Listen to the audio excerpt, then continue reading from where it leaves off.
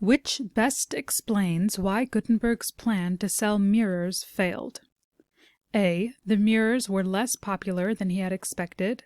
B. Flooding delayed the event for an entire year. C.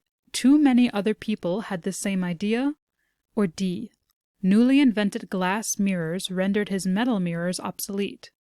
To answer this question, we need information from the third paragraph of the text, which I have posted here. This paragraph tells us that the city in which Gutenberg lived was planning to exhibit its large collection of relics. The exhibit was expected to bring many visitors to the town, so Gutenberg took investments and created many polished metal mirrors which were to be sold to the visitors.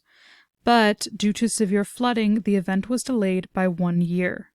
Gutenberg had planned to sell his mirrors to all the visitors who would come for this exhibit, but due to the flooding, the exhibit didn't happen and no visitors came to town. Therefore, his plan to sell mirrors failed.